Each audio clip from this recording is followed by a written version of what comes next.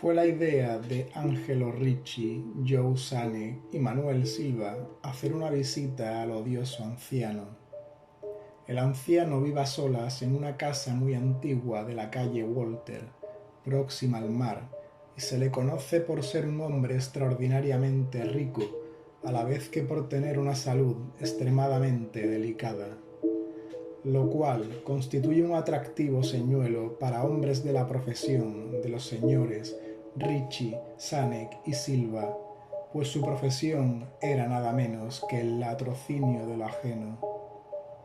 Los vecinos de Kingsport dicen y piensan muchas cosas acerca del odioso anciano, cosas que, generalmente, lo protegen de las atenciones de caballeros como el señor Ricci y sus colegas, a pesar de la casi absoluta certidumbre de que oculta una fortuna de incierta magnitud en algún rincón de su enmohecida y venerable mansión.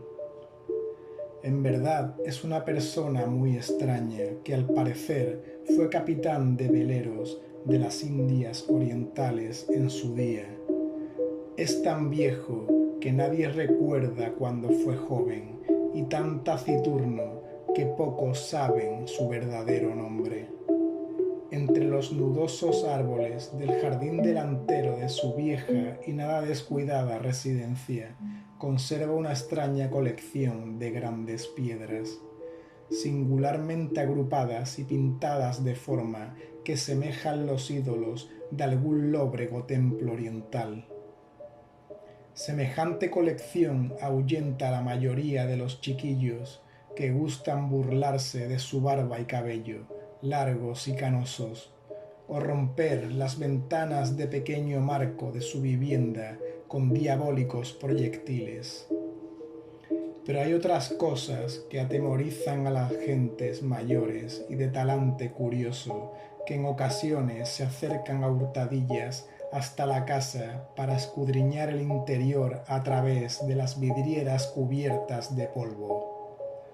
Estas gentes dicen que sobre la mesa de una desnuda habitación del piso bajo hay muchas botellas raras, cada una de las cuales tiene en su interior un trocito de plomo suspendido de una cuerda, como si fuese un péndulo. Y dicen que el odioso anciano habla a las botellas llamándolas por nombres tales como Jack, Cara Cortada, Tom el Largo, Pepe el Español, Peters y Matt Ellis, y que siempre que habla una botella, el pendulito de plomo que lleva dentro emite unas vibraciones precisas a modo de respuesta. A quienes han visto el alto y enjuto odioso anciano en una de esas singulares conversaciones, no se les ocurre volver a verlo más. Pero Angelo Ricci, Joe Sanek y Manuel Silva no eran naturales de Kingsport. Pertenecían a esa nueva y heterogénea estirpe extranjera que queda al margen del atractivo círculo de la vida y tradiciones de Nueva Inglaterra, y no vieron en el odioso anciano otra cosa que un viejo achacoso y prácticamente indefenso, que no podía andar sin la ayuda de su nudoso cayado y cuyas escuálidas y endebles manos temblaban de modo harto lastimoso. A su manera, se compadecían mucho del solitario e impopular anciano, a quienes todos rehuían y a quien no había perro que no ladrase con especial virulencia. Para los negocios y para un ladrón entregado de lleno a su profesión siempre es tentador y provocativo un anciano de salud enfermiza que no tiene cuenta abierta en el banco y que para subvenir a sus escasas necesidades paga en la tienda del pueblo con oro y plata españoles acuñados 2 siglos atrás.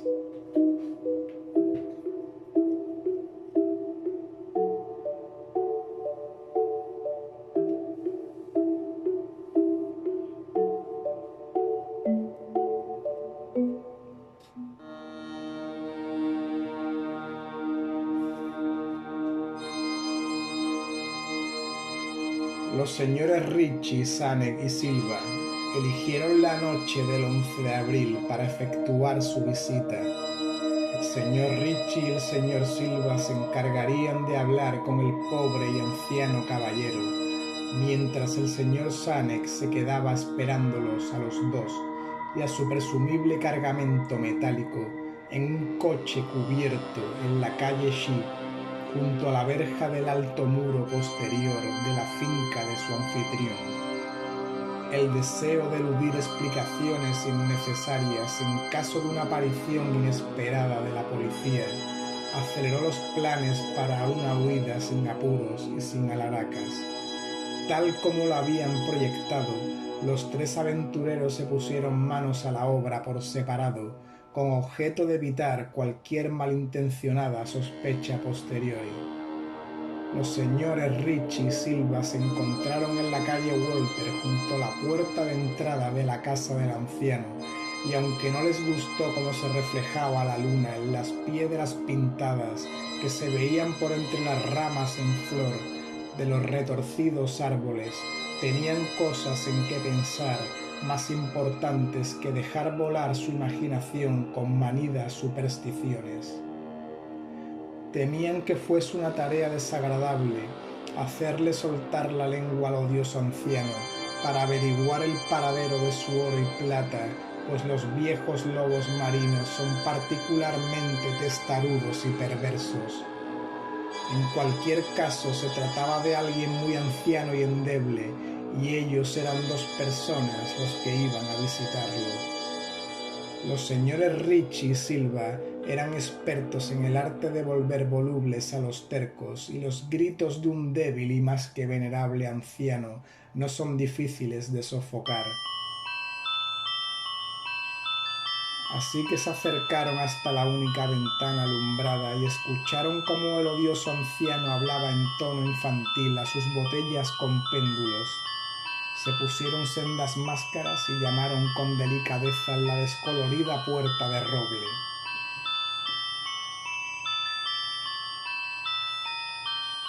La espera le pareció muy larga al señor Zanuck, que se agitaba inquieto en el coche aparcado junto a la verja posterior de la casa del odioso anciano, en la calle Sheep. Era una persona más impresionable de lo normal, y no le gustaron nada los espantosos gritos que había oído en la mansión momentos antes de la hora fijada para iniciar la operación. ¿No les había dicho a sus compañeros que trataran con el mayor cuidado al pobre y viejo lobo de mar?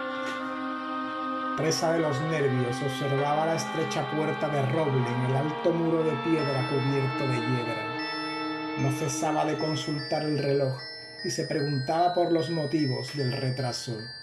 ¿Habría muerto el anciano antes de revelar dónde se ocultaba el tesoro y habría sido necesario proceder a un registro completo? Al señor Zanuck no le gustaba esperar tanto a oscuras en semejante lugar. Al poco llegó hasta él el ruido de unas ligeras pisadas o golpes en el paseo que había dentro de la finca. Oyó como alguien manoseaba desmañadamente, aunque con suavidad, en el herrumbroso cerrojo, y vio cómo se abría la pesada puerta. Y el pálido resplandor del único y mortecino farol que alumbraba la calle aguzó la vista en un intento por comprobar qué habían sacado sus compañeros de aquella siniestra mansión que se vislumbraba tan cerca. Pero no vio lo que esperaba. Allí no estaban ni por asomo sus compañeros, sino el odioso anciano que se apoyaba con aire tranquilo en su nudoso cayado y sonreía malignamente.